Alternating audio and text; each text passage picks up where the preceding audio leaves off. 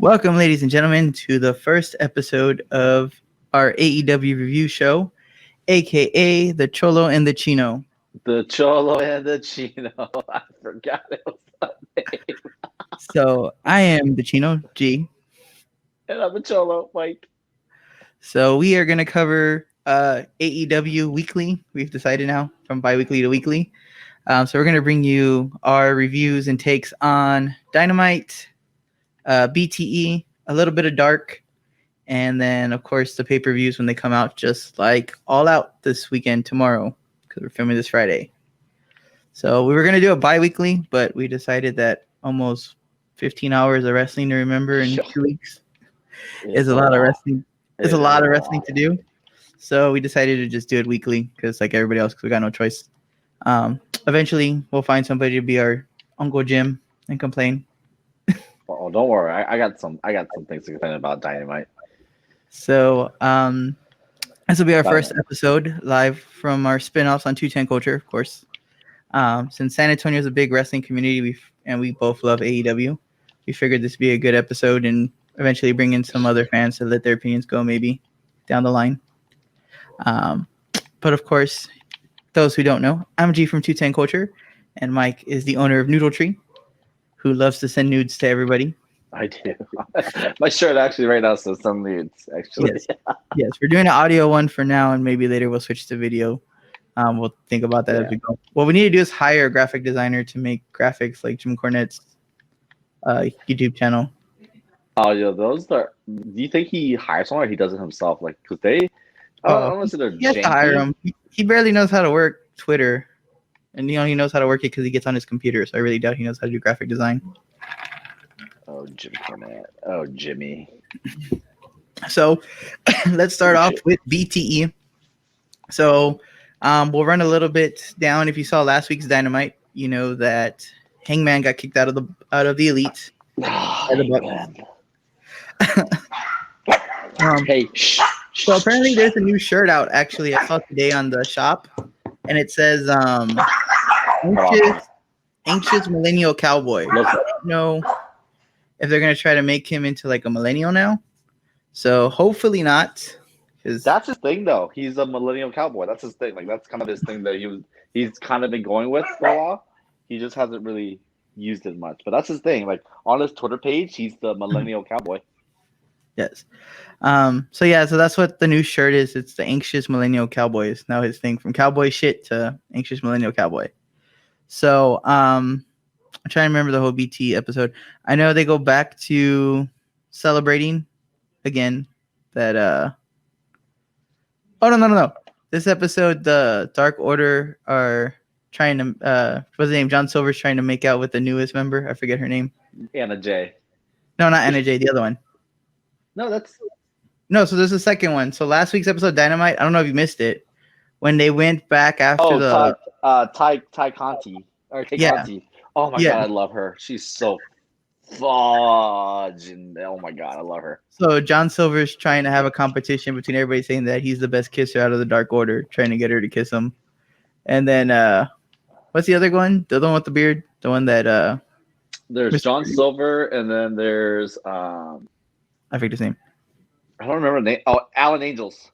Yes. And he's like, no, I'm the best kisser. And they start arguing. He's like, well, they kiss me. And he's like, I'm not going to kiss you. And then Brody Lee walks in and he's like, when I leave and I come back, you shitheads better be talking about something else. So my whole thing with the Dark Order is they came off as like this unstoppable force. Like we were at the Corpus Christi show when they beat the hell out of the Elite and everybody, even with those phantom punches on Dustin Reynolds. But like during BT, I was like, dude, they're making them a joke. And I was like, you're just killing the credit. But now they kind of switched it up where it's like, oh my god, I love watching them on BTE. Like I love how Mr. Brody just hates John Silver. He's always like, he's just always going on John Silver. It's hilarious. So one of the biggest criticisms I know they've been getting is that now they're kind of letting BTE leak over. It wasn't as bad like in the beginning. It was kind of like subtle, and now like there last week with the 6 lawnmowers, which I thought was hilarious. When you're like, here's 6 of the nicest lawnmowers, which I didn't actually catch that was actually from when the Elite were talking about it, Hangman was talking about how he wanted to get a lawnmower. Yeah. So that's why he got 6 of them because fuck Hangman. That was the whole reason why he got the lawnmowers. But yeah, I know even like Uncle Dave over there kept talking about how like they need to like they're gonna include BTE, that they need to like recognize it on Dynamite instead of just being like tuned into it. Like if the storylines are gonna flow, they should go to it, and I kind of agree. Because I was watching that episode with my dad, and my dad was just kind of like, "Why are you laughing about the lawnmowers?" So I had to sit there and actually like explain to him like where it came from and the whole reason. What are your thoughts on that? I get what they're trying to do. They're trying to get more people to watch BTE. So they're trying to make another brand itself, and I think eventually they may put it on TV. So I can kind of see where they're going with it. But yes, at the same time, a lot of people don't know. Like, they're just kind of like, I don't get it. What's up with the lawnmowers? So I get what they're trying to do, but also at the same time, I do get, like, if I didn't watch BT, I'd be like, I don't understand the lawnmowers. I don't understand what's so funny about it. It'd be random. Yeah, especially because like they were saying that it ran for like a good like 3 minutes that they could have taken off and put towards Sammy and Matt at the end instead. So going to that, which we'll get into. Yeah, that match was rushed. You could tell because the finish was out of nowhere, and I was like, wait, what? That was anticlimactic. I think he bruised something on his shoulder because he goes through the table and just like the elbow drop on the table, and then he rolls in, and then as soon as he rolls in, he talks to the ref, and then she goes to Sammy, and then that just like cuts to him like pulling the table from under the ring. So it sounds like he probably got hurt before pushing it, and that might be why now, because I didn't hear that episode about Matt Hardy retiring if he loses. So maybe that's how they like write him out, is by having him lose, and they use that to write him off because maybe he did really get hurt. So I was like, dogs, guys. It's a struggle. Yeah, so that's what I'm thinking. That's what happened, because all of a sudden they just switched the stipulation to now that Matt's gonna leave, when I never heard anything about it the episode before. So I'm thinking that injury really hurt him and he needs time off, and that's what they're gonna use to write him off. I think that they're gonna wait because he doesn't get, like, Matt Hardy's. He's more useful if he has like a crowd behind him. Like the whole delete thing is stupid. When he's just saying delete, it's like, this is kind of dumb. But when they have a whole crowd doing it, he's so I think that's what they're gonna try to do, is write him off until they get more crowd involved. Mm-hmm. But I think that the Dark Order segment ran way too long, and they just rushed the finish. That's what I think. I love the dancing casket guys. That was a great great reference there when they show up dancing with the casket. So of course, also on BT, one gag that I think it's funny, I'm finally catching on, is when they do the 50 seconds for 50 plus. I'm starting to realize all the gags that they're doing are for like younger people. So like 2 weeks ago they were teaching how to build a computer. Yeah. And I'm like, 50 plus people are not going to build a computer. Like not any ones that really need to know. And then this week was like changing the oil, and Donna was like, don't fit people over 50, don't they know how to change their own oil by now? And I was like, yeah, I think that might be the gag, that they're doing the 50 over 50, but it's like millennial stuff because they don't know how to. I think they're trying to get so I think it's a gag now at this point, and then like they have like Christopher Daniels, like he's trying to film it, and then they're messing it up. So I think they're switching over to. I mean, I thought the whole thing was a gag to begin with, because people were complaining like, oh well, NXT's being you 50 plus, and it's like, who really cares, like. Yeah, well, at first I didn't really catch it because it all made like legit thing, like the painting. Like I could figure like 50 plus people painting, but then when I kind of started realizing like, and the same with like Christopher Daniels with the whole like insurance thing and stuff, like it all fit. And when I started noticing like the building of the computer, and then now this week the changing the oil, and then I love how he decides to join the Dark Order for his skit after the whole time that they hated each other. That he saw Kool-Aid. What the hell is this? And I think that's another thing. It's like I get confused sometimes because I'm like, you can't have BTE if you're gonna break kayfabe, and it's kind of like they hate each other, now they're best friends. Like, I don't get it. And that's kind of why I don't like watching Sammy's vlogs either, because him and Marco are like best friends. Yeah. But But they do have the funny skit running where Marco thinks kayfabe is an actual like girlfriend. Yeah. So that's pretty funny. Where he's all, "Where is she? I know she's in here." And he's all, "Who?" He's all, "Kayfabe." And then of course, the episode's kind of. I always love watching when there's a big angle on Dynamite or BTE because they kind of show like a behind the scenes on it. So like the part where they're showing like they're grabbing Hangman shit and taking it out of the locker room was something that was pretty cool. Before they go and kick him out of the Elite. I missed that. I think I missed. That was this week, right? Yeah. So at the end, they show the clip of Hangman costing them the match. So then right before it cuts to the part where they meet him at the bar, it shows them back in the locker room and they're like grabbing his shit and they're throwing it out of the thing. And then it goes to him. It goes to the scene where they kick him out. And then at the end, it shows Kenny. And then Kenny just has a weird face. And that's how like the episode ends. Well, he has his cleaner glasses. He has cleaner glasses on. And he's just like, yes. You know what? I think I understand the way they went with Kenny. But I think they went about it wrong. Like, they didn't want to push Kenny because that's what everyone thought they were going to do is push Kenny, make him the champion. But at the same time, they like just killed him. Like they downgraded him so bad, where he's just not like he used to be. Like he used to be the world's best wrestler. Now it's kind of like, okay, what the hell, you know? But I hope they handle this right and that they bring it back and like he's like a major heel.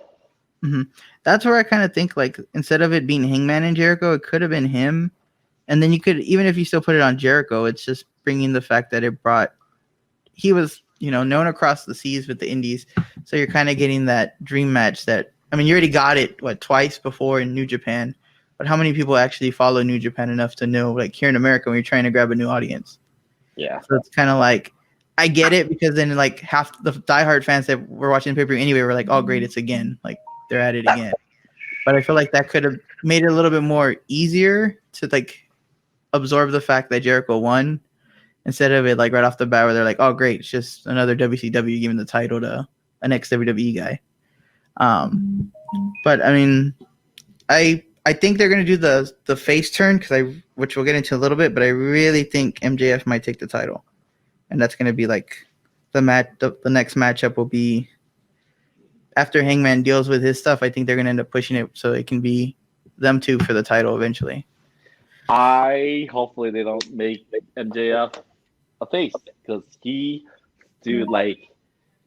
so there's for me being a heel, if you like a heel, that's a good heel, like Seth Rollins. I cannot stand Seth Rollins. I think he's the most boring wrestler of all time. Like I just can't stand watch him. I can't stand hear him talk. He's just him and Baron Corbin. I'm just like, go away. Like I don't ever want to see it. But with MJF, dude, he's so effing talented. Just how he, just how he sells things, his promos, like he's like the total package. Like I'm just every time I hear him talk, I'm just like, I fucking love this guy. Like he's hilarious. Even when like he was talking about Darby. Oh no, I'm getting mixed up. I was thinking about Darby Allin and Ricky Starks, and then when I think this was on not this past week, but the week before that. Where Ricky Starks comes out and he's Darby Allin and he's just like, I like skateboards, and he's like, I like turtles. That was fucking hilarious. I loved it when what's his name? Jake the Snake was out there and he's like, oh, here comes Barney, here comes the Flintstones. Barney, Fred, and Wilma. I laughed so hard on that. So that promo, let's go to that promo real quick. So he was just like, we don't come out here and bust like a nut. And I was like, what the fuck? Where did that come from? Like what does that have to do? It was just so confusing. I thought this week's episode was very weak, especially for a go home show. I thought it was it was just very weak overall. Like I was like, this is not how I thought it would go. I was excited about it. By the time everything was over, I was like, that was lame. Like one part, I think the biggest down part of this week's episode was the fucking battle royal. What was that all about? Yeah, they had it, but it wasn't a real match, and then it just kept going and going and going. It's like, what the hell? And I think that kind of like for me kind of makes me not want to watch it now because you already saw it. So that's why I'm just gonna like, do I really care now at this point because we've already seen it? But yeah, let's jump into Dynamite. I mean, BT was pretty much short and sweet. So let's jump into Dynamite here. So starting off the show, Excalibur's back. So his 60 days of sensitivity training like Sammy, I guess, is over, or 30 days. Um I'm I kind of just miss where he says Tope Suicida, but other than that, I'm not really Yeah, like been a fan of Excalibur really. yeah. He's not. I don't really care for him. hmm I think Taz being in the 3-man booth is a lot better. Oh I yeah. know right now though, of course, with everything he's doing, he can't really just be there and then be heelish. Um, but I think it works better than what Jericho's been doing lately. I used to like Jericho on commentary. Now he's just kind of like annoying. Um, and I still want Sammy to come back and sing his theme song. Can I just get that one more time? I know, right? I I was know. hoping they were gonna do it as soon as he came back, and he hasn't, and I'm just upset. Well, they had. Oh, yeah. He hasn't come out with them, but he's doing this whole like Matt Hardy feud. I think that's what's tying it up. hmm So, but I mean, that's what I kind of don't like either. Like they pushed the Inner Circle, like they were supposed to be the top, but he was champion, and then now it just kind of like fizzles out. It's just kind of like, eh. Same with like Hager, like they had him, and it was like, oh yeah, him and like Luchasaurus, him and like Warlord, and I was like, okay, there's Jake Hager, whatever. I thought they made Proud and Powerful. Like I'm so confused with them. Like they lose a lot. hmm So it's like when are they ever gonna get a title shot? Because all they do is lose. They lose so much. And I guess they didn't want to be like, how Bullet Club takes like all the belts and like OJS and New Japan, where it's all just like them two carrying it. But it's like, well, then what's the point of having a group if only one guy's going to be pushed and the rest are going to just be there as trash? Exactly. So speaking of that, they took on the Best Friends to start off the episode of Dynamite. They got, I forget who gets jumped. Best Friends jump. Proud and Power versus Santana Ortiz.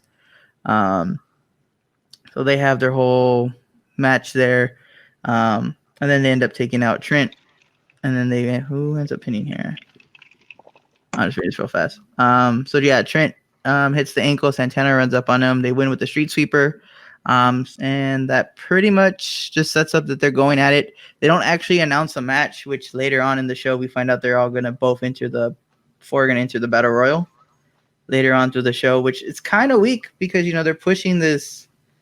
They beat up the car. I guess it's just to have sub storylines going into the battle royal. But I feel like that could have been a match on its own. Maybe have I guess like a ambulance match where you like put them in the van instead of an ambulance, like a van, Trent's mom's van match. First one to put them in the van and like drive off with them wins, maybe. Because that kind of just makes no sense that like you trash the van and then you don't do anything with it for the rest of the storyline. You just have them go up against each other, which I guess it makes sense, with the whole Orange Cassidy Jericho thing. But even like that, they're not coming out with Orange Cassidy anymore. So it's like, what's the point of having this sub feud if it's not going to go to the main one? I don't get it either. Like it just they kind of realize like maybe they're not getting traction, so they kind of just like dropping it and like I don't know. I don't understand it either. Like I would understand like even with last week's gauntlet if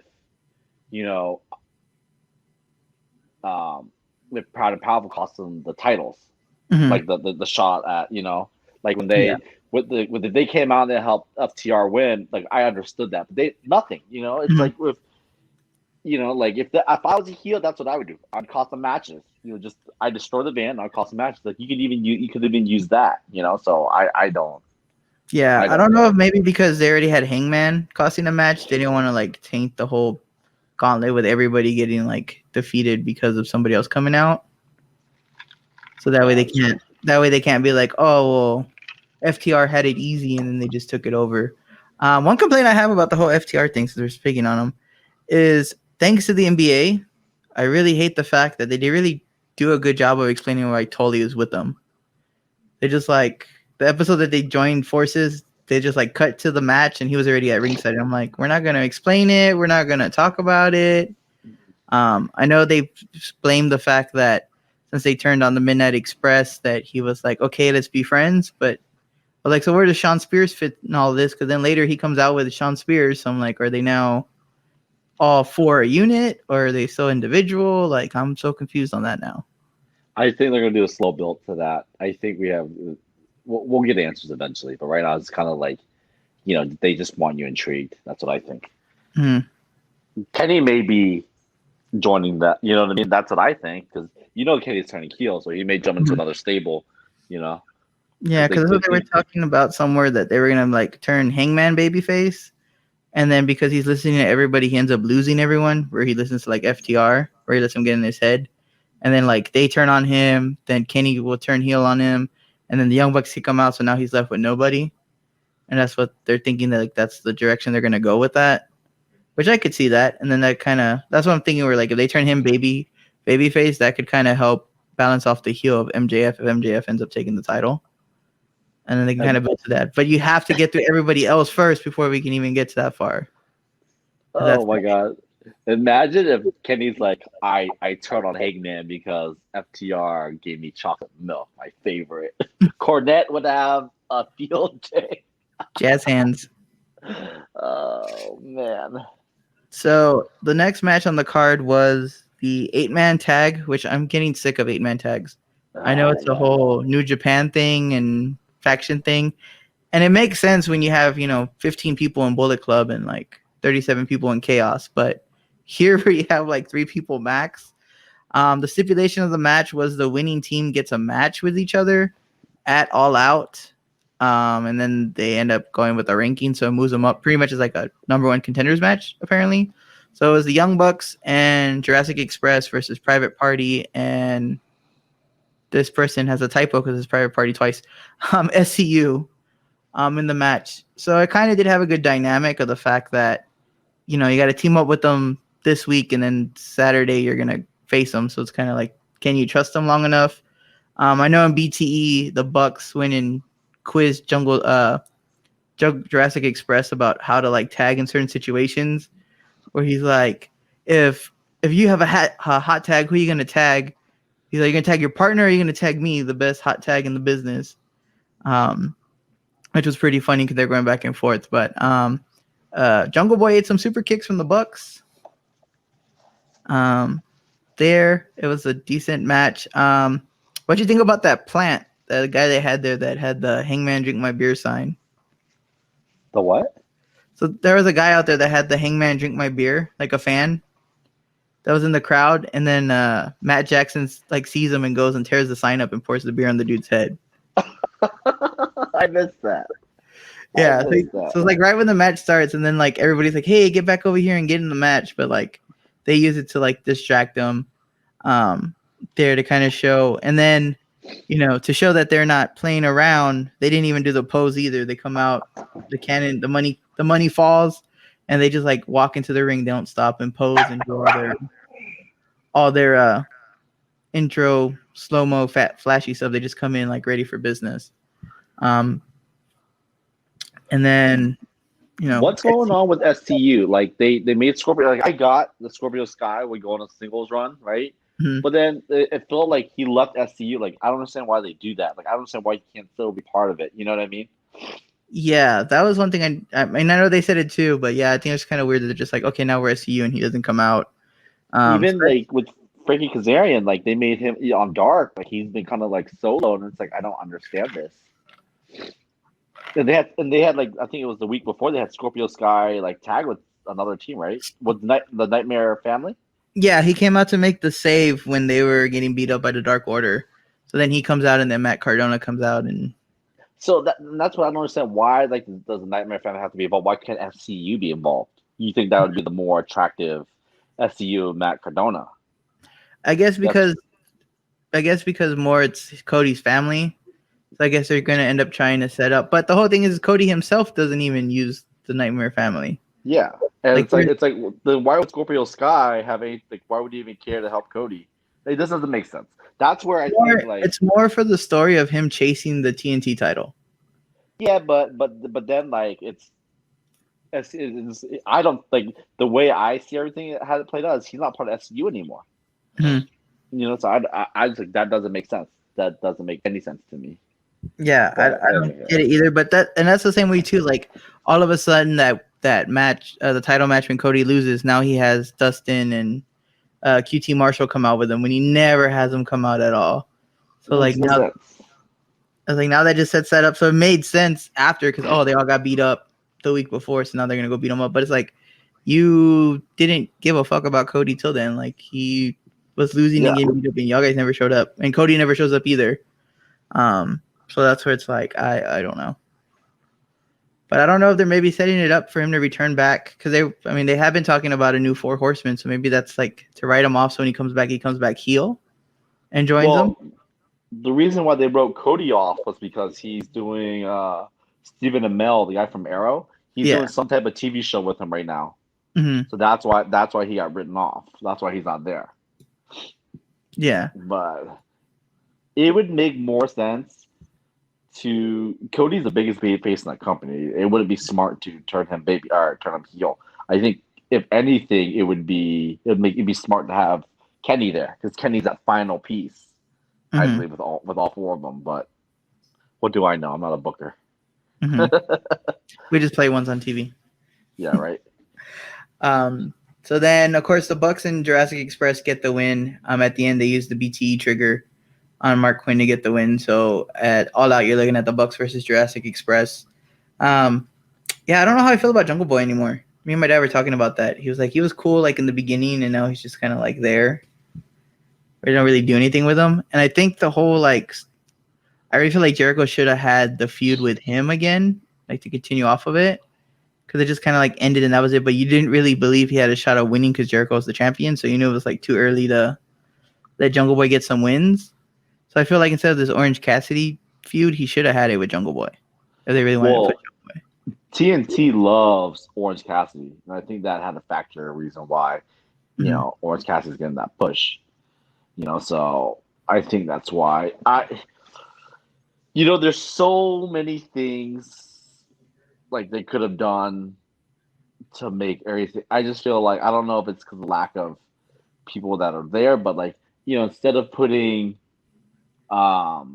best friends in that tag match, they could have put the Jurassic Express and then continue Proud and Powerful.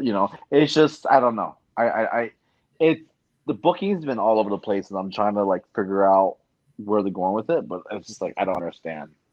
Yeah, I don't know. Maybe it's just a ploy in general because a lot of it you can kind of piece the puzzles as you really pay attention. So maybe they're just trying to swerve everyone by just randomly building shit. They do try to do some continuity, but yeah, there is some shit that you can just kind of see it was set up just for this. Just what I think they should have. Sorry, my dog. Hey, come here. They should have a 6-man tag belt. Yes. They're made for it. That company is made for it. And you pair so many teams, and it would make things so much more interesting too, Yeah. The Elite themselves, they can carry that. They don't have to worry about the tag team championship. They could just carry the 6-man, but then that's when you get the intertwine, just like ROH, where you have the tag team champions are also the 3-man champions, and I just think if you're gonna book it, not to be booking double champions, especially in this era where you have enough wrestlers to cover it all.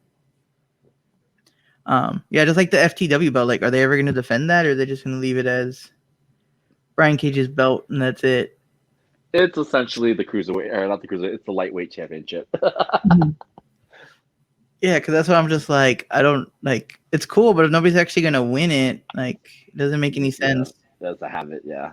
What, Darby's gonna magically beat him for it? That just doesn't make any sense to me that he would give it to Darby. But I do think if Cody was gonna drop the belt though, I think he should have dropped it to Scorpio Sky. Out of everybody there. Here's the thing is, that's when the Dark Order was becoming, going back to what I was saying, the Dark Order was becoming a joke. They were a joke of BTE. They were just losing. There was no prestige. And the fact that when Mr. Brody won, it was okay, finally, he is a threat and everyone else is a stooge, I get it, So that made it worth it. But if he didn't win that belt, then the Dark Order was a joke, essentially, they couldn't do anything right. The way he beat Cody, though, that was a squash match. He beat the bricks out of him. I feel like if FTR wasn't in there, I think they might have been able to run with Adam Cole. Colt Cabana and Mr. Brody Lee as tag team champions. I think that could have been a good storyline. Because the whole thing is he still hasn't officially joined. So Yeah. like you would just have like he wins the title because like they can even make that the stipulation where he's like, if we win these tag team titles, you join the Dark Order. And then you could even have it where either they win and he has to join the Dark Order, or he turns on Mr. Brody Lee and they retain the title because he doesn't want to join the Dark Order. But leading up to it, you can have him move up the ranks because he was doing it anyway, where he was doing all the work and letting Colt get the pin. So that's why I feel like that could have been a good story. And I think that's probably where they were going. And then were able to get FTR in the bag, and they were like, all right, scrap that. FTR is going to get the title. Go ahead and let's do something else. Because I think that's kind of dumb that, well, I mean, it makes sense that he can beat Cody, but not Moxley. But that just kind of seems like. Yeah. So that was another thing is how they should have made it a little bit more competitive, but it's like he struggles with Moxley, so that just shows that Cody got squashed essentially, and that's what I was like. Yeah. Now if they played it where if Cody got hurt, like if they jumped him beforehand, he was walking into the match hurt, then that would make more sense. But they didn't do that. Well, I mean, they've been hyping like every week that he's still sore from the week before, except they make it sound like it's WWE where he's wrestling, 6 days a week or something. So they were kind of hinting to that going into the match, that like, oh, how can he take him if he's been banged up and beat up and he's bruised every week and he doesn't recover? But yeah, they should have done, especially when you have 10 guys or 6 guys or whatever number they're at now that can like jump him beforehand, and it would make more sense that you would send him out as your henchman to do your dirty work. Or he could have at least taken out like Arn before the match. That way he didn't have his coach, and they could use that as an excuse too. Like, oh, he doesn't have his coach to help him out and coach him through it. Which I still don't understand that dynamic of having him as a coach if he doesn't really do nothing.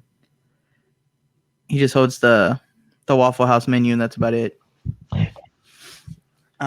But jumping back into Dynamite, so after that 8-man tag, you had Shivani interview Kenny, asking him about where's Hangman, and he's like, I don't know, and asking him, which brings a good point that how does Kenny feel about all this being in the middle, with it being his tag team partner and the Bucks being his best friend, and now they're in their battle and they kicked him out of the Elite. So what does Kenny think on it?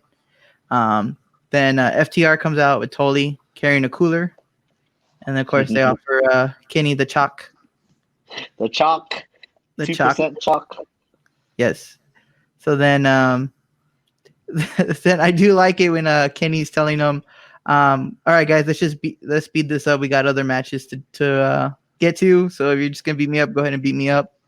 And then he was just like, just make sure that Tully isn't the one beating me up. And then they were getting ready to go. And then Hangman comes out. He says the best part is like, hey, keep Tully away from me because I can smell his depends from here. Yes. Yes. And then so then Hangman comes out, and then they tell Hangman pretty much like, or tell Kenny, you think we got into Adam's head? No, he got into his own head. That's just the way he's been since I've known him, because they were at the same wrestling school down in I think it's New York. They wrestled together in New York at what's his name? Not Zack Ryder, Kurt Hawkins wrestling school, where MJF learned how to wrestle. They all learned from the same school there. So they tell him he's always been that way. He's always been like self-centered and worried about himself. So then at that point, they're about to get into it, and then they leave with FTR having the belts in their hands. So they drop it down at the feet of Hangman. So then Hangman goes and picks up the belts to give Kenny back his belt, and Kenny's outside of the ring. Which was a pretty cool camera shot to make sure that nobody saw that till they had to cut to it, which was good camera work instead of just like having a widescreen and seeing him walk out of the ring there. And Deception in the last call. I really think they should have given him an actual name other than Hangman and Kenny. But yeah, Deception there. So you think they're losing the title there? I think they're going to lose the titles. I think, like I said, I think this is everything's pointing towards Kenny turning heel, and I think that's what they kind of need. I think Kenny needs that to be in this company to kind of have a restart, because it's just kind of, he's just kind of there, and he's just kind of like, he's just not I don't see him going to that next level. I just see him he's kind of plateaued. He's just Kenny Omega, cool, goofy guy, and kind of, so I understand why in the beginning he was losing. Like he lost to Moxley, he lost to Neville, or not Neville, Pac. I get why they did it because he's trying to build new people, but it's time for him to make his run. I think that's what everyone's been waiting for, anyways. Yeah, I think so too. During the segment, I'm sorry, go ahead. No, good. I was still piecing stuff together. So during the segment, like they're literally talking about how big a piece of shit Hangman really is, and it looked like they were trying to bleep it out, but they couldn't catch it in time. I don't know if you noticed that. Yes, I did. And then somewhere else, I think it's in Santana's promo. Somebody else too, or I think it was like Dickhead, and they missed it. They're all Dickhead, and then they muted it where they were delayed. I think it might have been. Yeah, it was in the same promo too, because it was Kenny who called them dickheads, and then it bleeps it out. It bleeps it out like right after he's like dickhead, and then it just mutes it after. Which I thought I guess they're not that good at muting stuff in time. I mean, I wouldn't like they said shit before. I guess they can only say a certain amount, but I was gonna say they probably get so many a month, and they already used them all. Yeah, that one segment. What I don't understand was it looked like Hangman was gonna start a fight, and then Kenny stops him, and Kenny is like, "Can't you see they're still inside your head?" I didn't understand that. It's like, why not let him brawl? So that makes me believe that, you know what I mean. He's trying to he's gonna try and heal, and then they're gonna team up. They may be the new Horsemen. Yeah, I mean, it kind of would make more sense to have him. I kind of wouldn't, like I said, I wouldn't mind seeing it either if it was Cody, Hangman, and FTR. But with the whole thing that they're going to try to turn him babyface, I don't think that's going to work either. But I kind of see it more because the whole thing they were trying to say was if they're going to do the Horsemen, they need to do like the legitimate, the people who do the old school wrestling, because it would make more sense because that's the way FTR is. And it's like, it kind of would make more sense that they get united because they're against the new style of wrestling, so they all teamed up to bring back the old school wrestling to it. So I was like, that's where kind of Cody fits into, and I was like, Hangman kind of is a little bit more traditional. I really would like MJF to join them and be the new Four Horsemen, but where's Warlord fit on all that? So that's where I don't think so. I think MJF is good, like by himself, and they like Shawn Spears is kind of like the workhorse. Kenny's a big name, and then you got the tag teams. I think that's a good dynamic. Yeah, so I just don't know if Kenny would actually fit because Shawn Spears can kind of play that old school wrestler when he needs to, and I think that's why they're bringing back the whole black glove gimmick to kind of go with like the old fashioned heels they used to have, like the brass knuckles and all the other stuff. I just really think they did a really bad job of like cutting them away from Tully. That Tully's just like, all right, deuces later. And then, like I said, later on in the show, they're like, oh, okay, he's still back together. In case you were wondering, they're still partners there. So that's where I just kind of feel like that needed a little bit more continuity. Maybe had them like have to team up as a 6-man to kind of like make sense, like why they would join him. Other than just like they beat up the Midnight Express, and now Tully's like, okay, cool, I'm in. Especially when he's like, none of you have won championships when they were doing the tag team appreciation night. So it doesn't make sense that he just like wants to join a bunch of losers who haven't won a tag team title. That's why it just kind of doesn't make sense to me. But I guess because of the comparison, that's just an easy excuse. But the squash match between Jericho and the bad boy, Jelly Nutella. I feel so bad for Joey Janela. They're just they can't figure out a place for him. And you can't.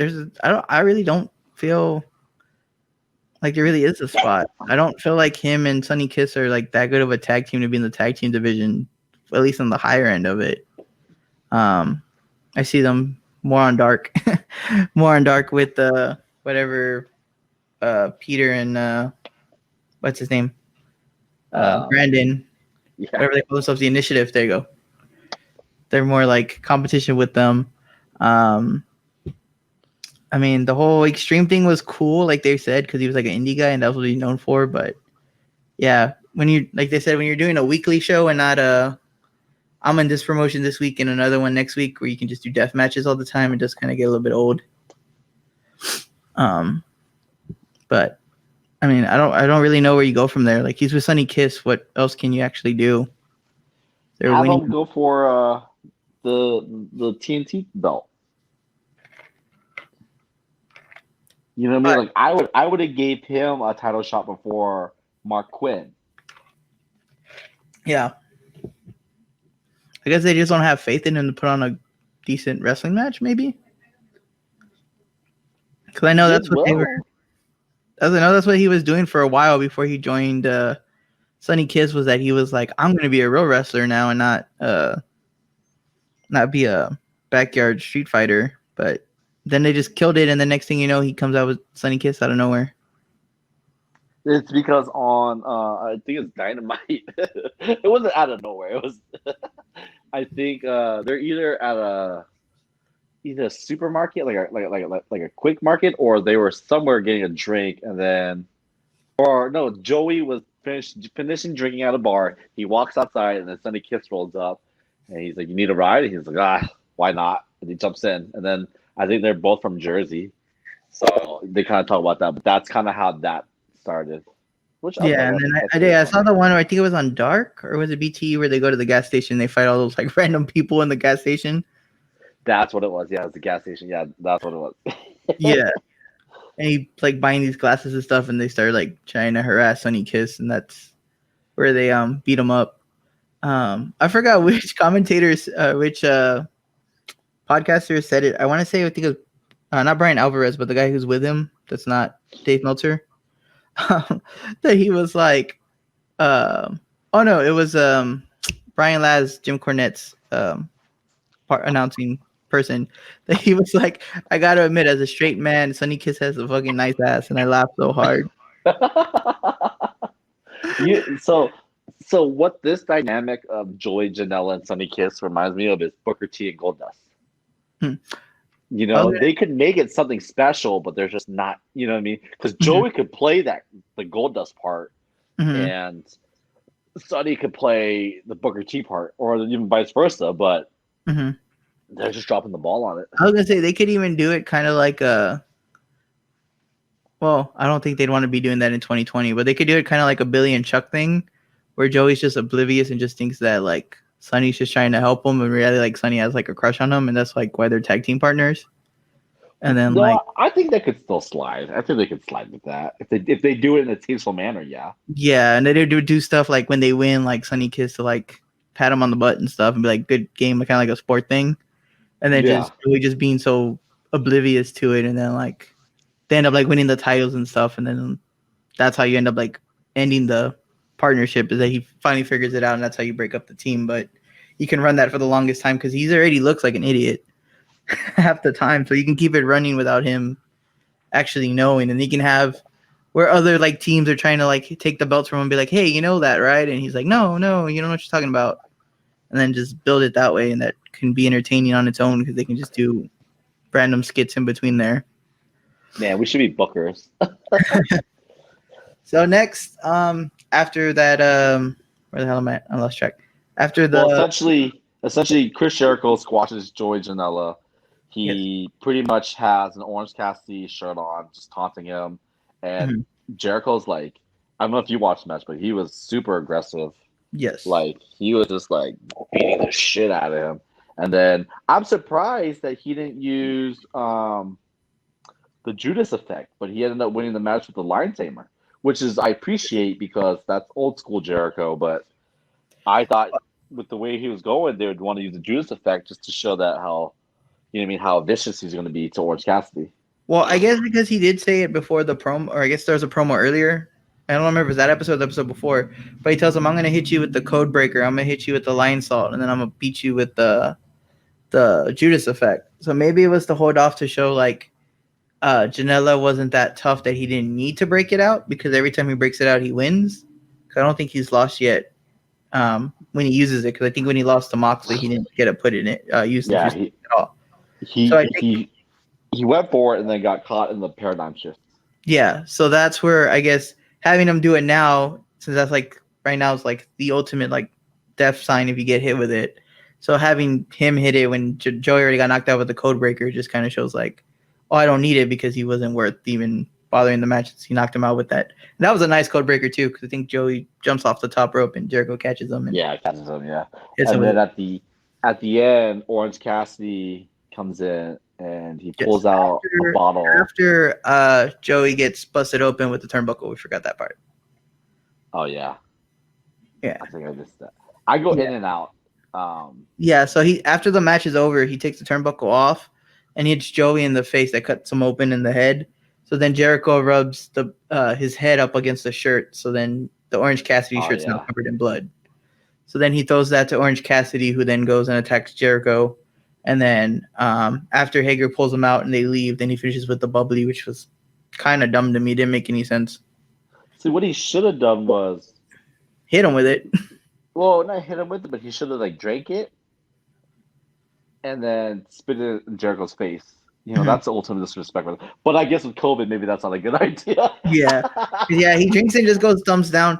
I would have. Well, I don't even know what you could have really done. I mean, he could have gone and like chunked it somewhere and used like that fake glass, like they did with the Moxley thing, and then like have him like destroy it and then pull out like the orange juice and chug the orange juice maybe, and then that would have been like, oh, the whole freshly squeezed over the orange juice thing. But yeah, I mean, it helps sell the bottles, so that's that. It made me want to buy a bottle. I know, I've still been wanting to buy one, but it's like $46 for a 2-pack. So, but I'm gonna get one. I'm gonna get one. So then, of course, Sammy comes back, leading us into picture-in-picture with his signs. Oh, I guess that's where they explain it, that if he loses, that's the end of Matt Hardy, according to the notes here. So he's holding up the sign, telling them that the match is going to be a Broken Rules match, which I'm guessing is just a hardcore match. And then that if Matt Hardy loses, he's going to be out of AEW. While Matt Hardy was standing on top of the entrance ramp, I think. I really wasn't paying attention to it. But if so, that Matt Hardy apparently was like on top of the entranceway, watching Sammy with the signs, and then they just like left. He didn't even bother to like fight him or anything. Well, so as Sammy was going through the signs, it pans over to Matt Hardy. Matt Hardy has his own sign. And pretty much says you'll be deleted, it was dumb. I was just like, okay, this is stupid. I was gonna say, I don't know at this point if the signs are even like worth it anymore. Like it was cool in the beginning because it was picture in picture, and then now at this point it's just kind of like, okay, kind of just repeats. The only time they ever do the signs is with Sammy in picture in picture, so it's a good segue. I like Sammy doing his signs than me trying to watch a match.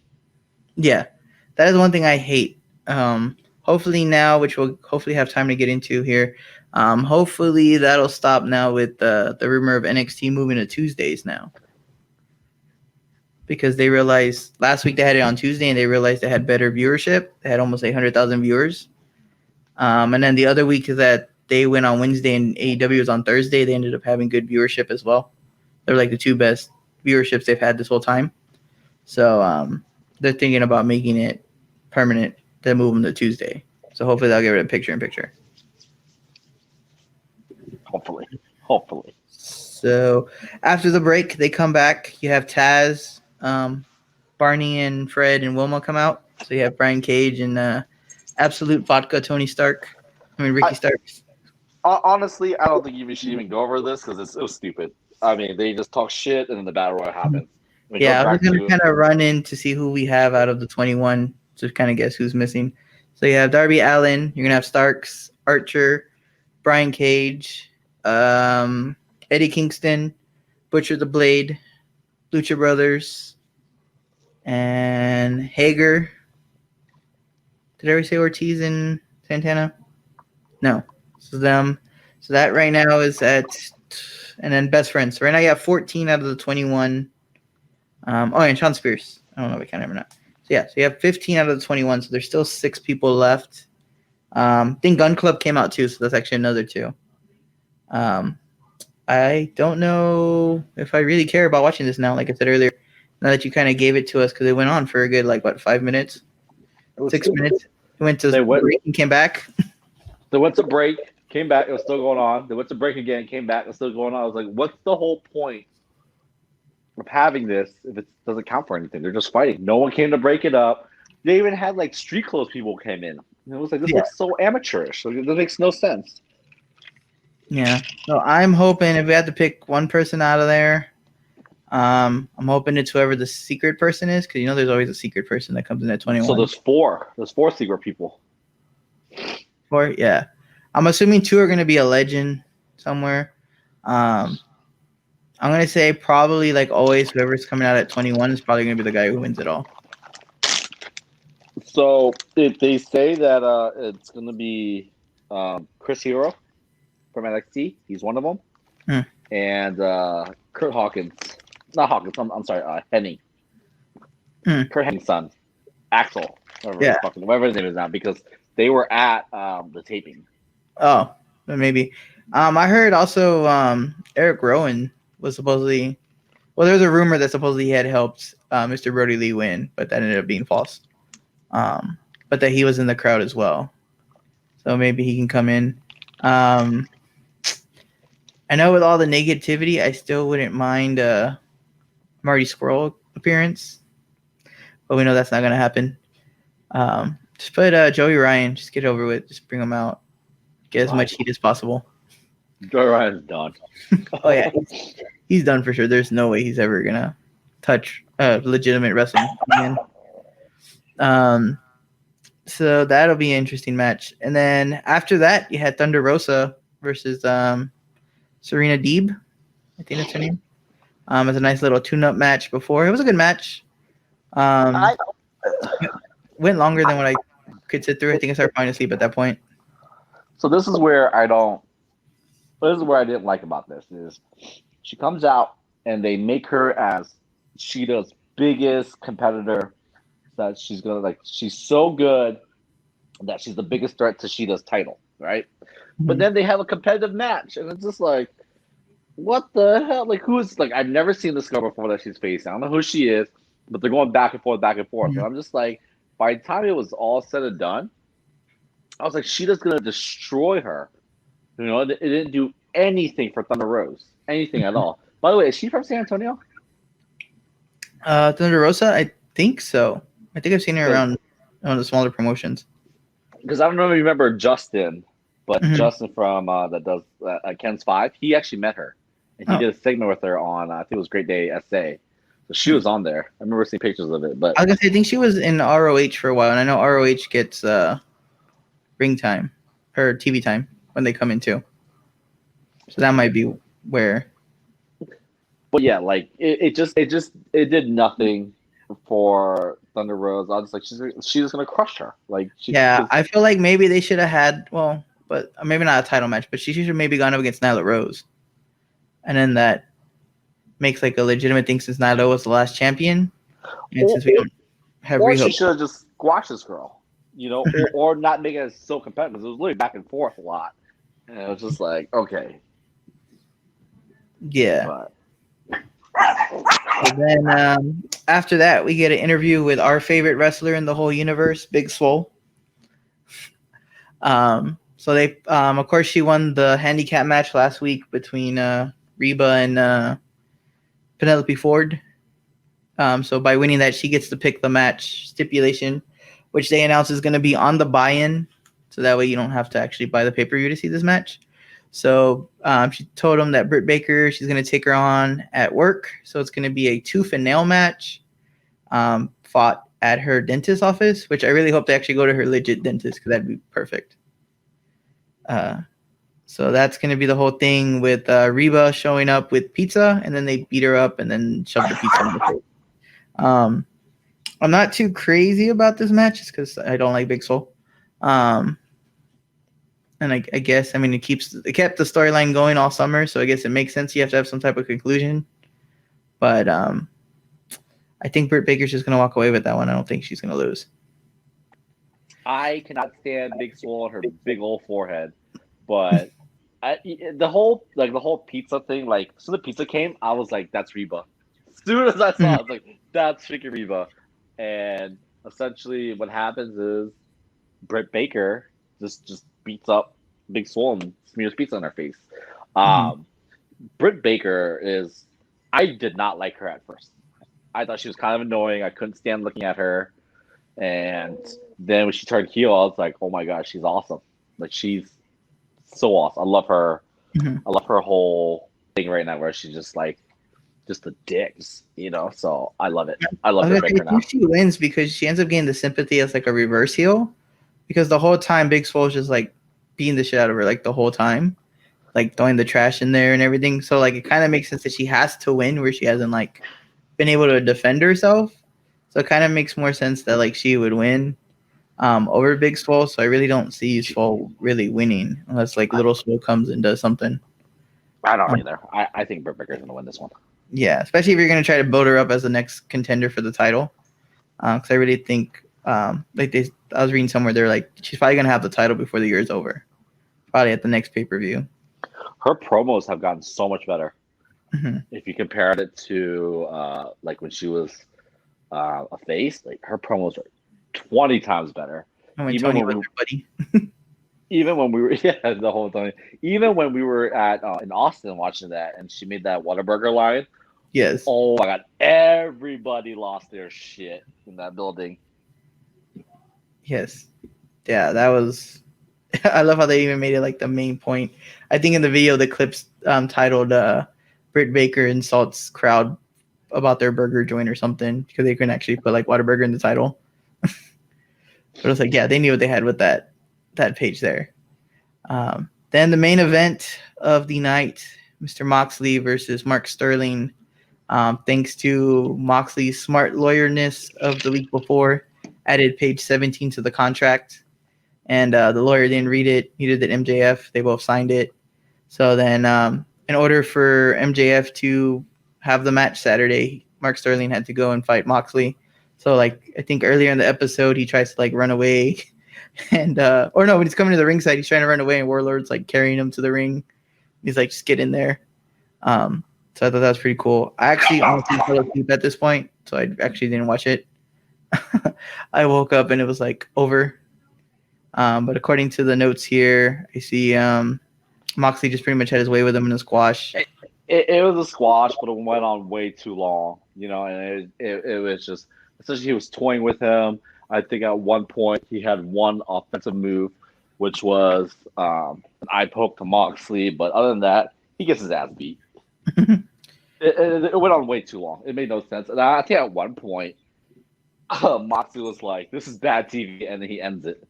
Yeah, and then I know MJF jumps in, hits him with the ring, busts him open, and pretty much. So MJF comes out and he's in his little like walker, and then he just throws it to the side. It's like, "Psych, I'm not hurt." And they just, I think Warlow somehow comes in and does his little F5 thing or F10, whatever they call it, and then MJF comes in, and yeah, that's when he hits him with the ring and busts him open. Nice.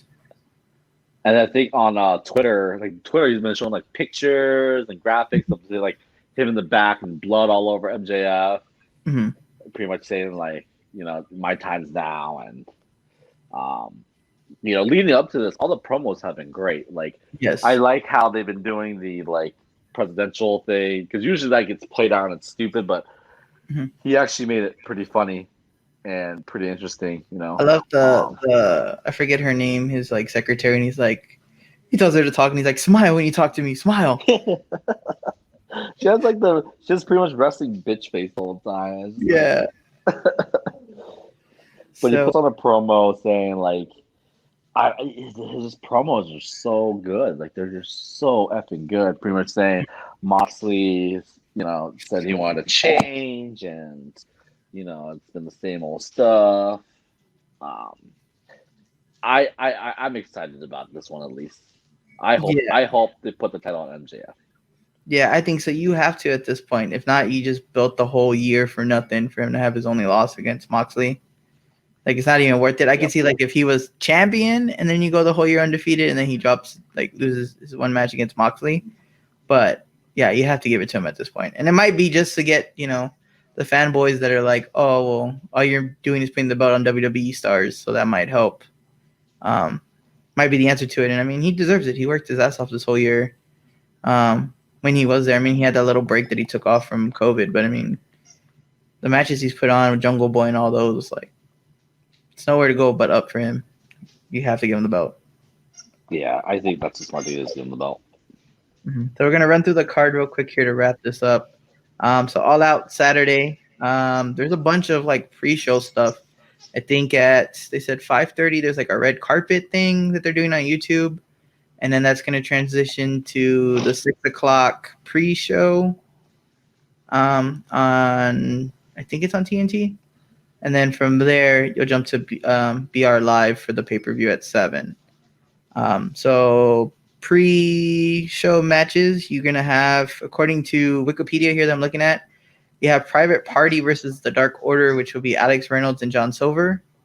Will be the first one, and then you'll have the tooth and nail match with Big Swole. I guess we need to pick who we think's gonna win, right? So with the Dark Order one, I think Private Party is gonna win.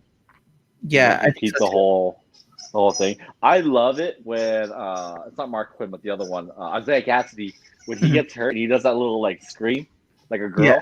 I was gonna say, and it's John Silver there, so of course he's probably gonna like lose, and then they're gonna beat him up again. I love how they keep making how Evil Uno throws like a girl every time he tries to hit somebody with paper. Yeah. He always comes up with like an excuse. Yeah. But yeah, I see Private Party getting the win there. I see they get the win there just because I think Dark Order wins again later in the card. Unless Cody's just gonna pop up at the end, then maybe that'd be a different story. But I don't know. Maybe they'll do both of them for the sake of winning, to show like Dark Order won throughout the night, and maybe one of the Dark Order people end up like in the Battle Royal and almost win. I don't think they'll win, but because there's not really anybody on the, maybe 10, but I don't really think anybody other than Dark Order should get a championship shot. But so yeah, like I said earlier, Britt Baker against Big Swole. I'll pick Big Breaker on that one. Yep, Britt Baker. Sammy and Matt Hardy. I really think if that injury is legit from the week before, I really think Sammy wins it. I know it's really like a short feud, but if that's how they're going to use to write him off, since they only came up with the feud this week, or I mean the stipulation this week, I think that might be a way to write him off. I think Sammy's going to win. I think they built this match to build up Sammy, to build up new talent. So I think Sammy's going to win. Yeah, and I mean he already got the cut from the table last week, or this week, whatever, last week. I will say this though. I think Sammy's going to bleed, and he's going to take crazy bumps in this match, but I think he's going to pull it out at the end. Yeah. So then the next match, so Sammy and Matt supposedly, according to this, would be the opener on the card, on the pay-per-view, with the main show. And then you have Jungle Express versus the Young Bucks. I guess it's just more of a seeding thing than anything else on stakes on the line. I want to say the Young Bucks are going to win, just because you got to get them set up to take FTR. Get ready for the FTR match. I think they're going to win too, and it's going to set up the FTR match. So I agree with that. Yeah. So then the next match after that is another 50-man tag team match: the Dark Order versus Matt Cardona, Scorpio Sky, and the Natural Nightmares with Allie. I don't know if she would switch though, because she was the Butcher, the Blade, and the Candlestick Maker. But maybe she costs them the match and turns and joins the Dark Order. I think that Dark Order is going to lose, and I think they're gonna. So I think what they're trying to do with Matt Cardona, he's not signed. He's only signed for a couple appearances, and I think what they're trying to do is they're gonna make him win every single match that he has, just to build his reputation, because WWE destroyed it. So I think they're gonna make them win that one. Yeah, and then like I said, maybe Cody comes back to set up for the next pay-per-view in November. And then they just kind of write him off till then so he can finish filming. But yeah, I think if it involves Cody coming back, they definitely win. But like you said, it might help push Matt just to give them all the win. And then it helps Scorpio too, to help Scorpio kind of be like, well, I deserve a title shot. I guarantee Scorpio ends up with the pin, probably with like a Matt Cardona finisher. And then Scorpio Sky just like pins him to win the match. So that way they can set it up for another title shot there. Then you have the 20-man casino battle royal. So I'm assuming somebody from that match before is going to jump in. Maybe Jungle Boy comes in. So you have like 4 spots open. The Jungle Boy takes it, which could set up Jungle Boy and MJF again now for the title. And that goes back to that storyline. So this is where I get some type of confliction, but I think what happens is surprise entrance, Brock Lesnar. He smashes everybody. He wins. He causes Moxley the title. MJF wins, and then he starts feuding with Moxley. But that's me. Or CM Punk comes back, beats everybody. No, I don't think CM Punk's coming back. He sucks. I wouldn't. Well, see, because everybody kind of already has their own feuds, unless they're gonna drop Darby Allin's feud with Brian Cage. Oh, he has a Ricky Stark anyway. So maybe I know they were kind of teasing the Archer Cage matchup, so I don't think they'll win. I don't see Eddie Kingston really deserving a title shot, but I could see that because I know when they were talking about him getting people together, the first time when they were all together, he kind of like winked at the camera. Yeah. After, like his speech, so it kind of would make sense that he would use them to win. But I could also see, I don't know if they really would be talking about splitting up Inner Circle at this point, but I could see too where it still wouldn't work though, technically, if you follow the timeline. But I could see where he ends up joining Ortiz and Santana and like turns on them, like maybe they're the last ones, and they turn on them since they were connected together by LAX in Impact. But in the Impact storyline, he turns on them and gets with Homicide and the original guys of LAX. Why Santana and Ortiz stay with Conan. So I don't see like that working because then that brings issues there because of like how do they trust them again after last time he turned on them. So I don't think that works. Butcher and Blade, they're a tag team. They're not going to win anything. Maybe Pentagon. Maybe put the title on Pentagon or give Pentagon a title shot match, but I don't really see them building him as a singles wrestler. I would say if you're going to do the 4 horsemen thing, maybe Shawn Spears. But then you have a double heel. If MJF wins, then you're going to have like Shawn Spears versus MJF, which I don't think is going to make like a good thing, but that could be a possibility. That's pretty much the only one I would say. I would either say Darby Allin or Shawn Spears if I had to take a pick. Not counting surprise people. I'm telling you right now. Brock Lesnar comes in, wrecks house, wins it. He costs Mox the match. Rusev. And then no, because he said he's not wrestling anymore. He said he's done. Yeah, and CM Punk said that he wasn't going to do anything wrestling related, and he ended up back on Fox. Well, it was the money, so CM Punk's a bitch, so no one really cares about him. Yeah, maybe. I mean, maybe they did enough buttering up. Maybe he just didn't want to go right into it right away, kind of let the heat die off so he can start back fresh, maybe. But I'll take Rusev as a mystery surprise. I think he had COVID, too, recently. Yeah, I think they throw him enough money, though. It's Kevin Nash. Kevin Nash comes back, wins the title. Pick a death. So next one you have Shida versus Thunder Rosa. I don't see Thunder Rosa winning. Yeah, I don't either. Yeah, it's just more the Billy Corgan, hey, I have these wrestlers, you want to use them to make some money. Yep. I don't see it either. I see her retaining, of course. Then the next match is Omega and Page versus our FTR. Yeah, I think FTR takes it, and Hangman and Kenny split up, and all the heel turns happen, and everything goes from there. And maybe that's how they write off the fact that Arn joins them. They were talking about Tully and Arn being like a dual manager for the 4 Horsemen. So maybe that also works with the fact that Cody's gone, so now he has nobody to coach. So that could be a possibility too at that match. If I'm going to do it, I'd make it a pay-per-view.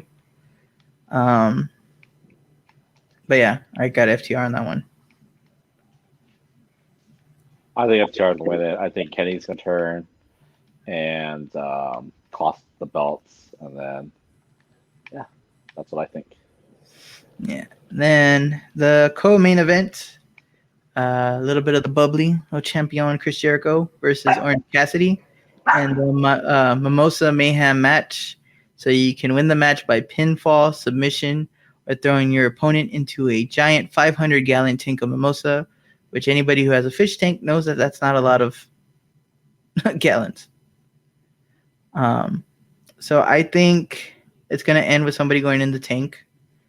I think it's going to be Jericho, so he can turn around and make sell the bottles of mimosa after. He's going to bottle it up and sell it.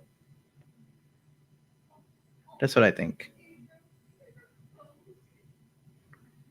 So you can make more money. You have a little bit of the bubbly, and then you'll have the mimosa mix. The COVID mimosa mix. And they're going to sell it for like $50 a bottle. So that's where I think that goes on that. But yeah, I think everybody and their mom comes out. I could see maybe somebody getting ran over by Trent's mom's van. Just to make it interesting. But yeah, I have Orange Cassidy taking the win.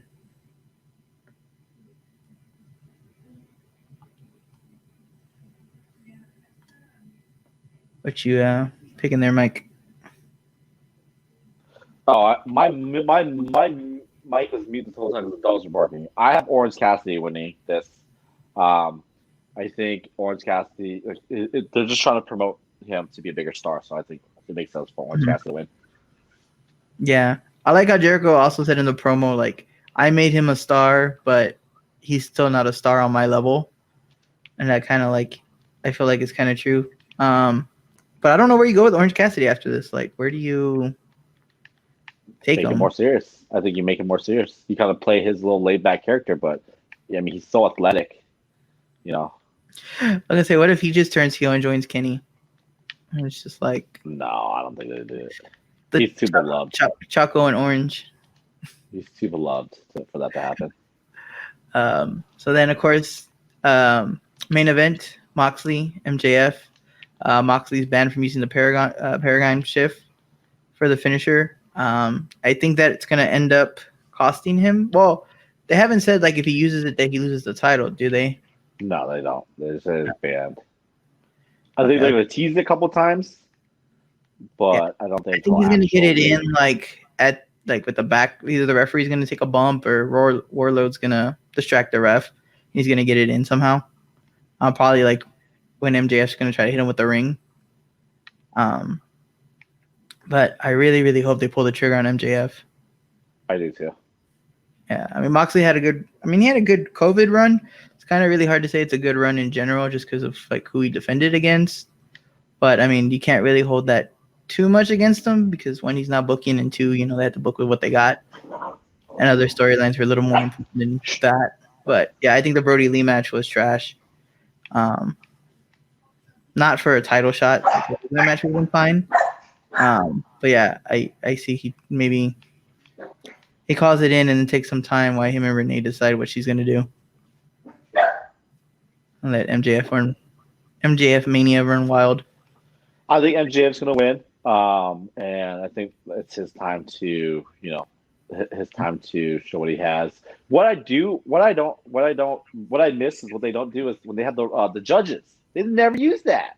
Yeah. I guess because it didn't make. I guess. Well, the whole thing too is just in general. They wanted a more like professional sport aspect, but they got away from that. Even like with the whole ranking system, like, was it Private Party had that title shot and they were like ranked 5th. It's like, how did they jump over everybody to get title shot? Just giving it out to people. Same with like Brody Lee. He came back one match and now he's like, oh, you get a title shot. He wasn't even ranked, so it doesn't really make sense. Like the Casino Battle Royale and whatever the one with the ladder match was. The poker chip match or whatever, like those make sense to let nobody, like people you want a title shot to just hop in there, but the rankings have been bad. And then it's like, was there rankings for the TV title or the rankings for the world title? And it's just like all combined together. So it's like, does the number one get a pick who he wants to fight, or just your number one? So now you get a title shot. And then with Cody doing the open challenge, it defeats the whole purpose of rankings anyway and the TV title. So it's like, well, where do you go from there? And that's the one thing, like they were saying, like if you look at the top people other than MJF, who has like a perfect record, everybody else is roughly about like 60-40 in the win-loss column because fight everybody all the time. Yeah. So that's where it's like they had to get away from it, but they didn't properly do it, and they're still just like, oh yeah, we have rankings. So I think they should have gone like, I know it's right now they're still starting off, but maybe partner with like maybe Pro Wrestling Illustrated or somebody and have them do the quote rankings, like based on the match quality and stuff, and then kind of base it off that, and just pay them to rig the rankings and be like, oh yeah, make MJF number one even though he lost or whatever. And I feel like that would kind of bring a little bit more legitimacy, because they'd be like, oh, well, it's coming from actual wrestling experts, kind of like how like the power rankings on ESPN, how it's not the NFL who does it, it's actually people at ESPN.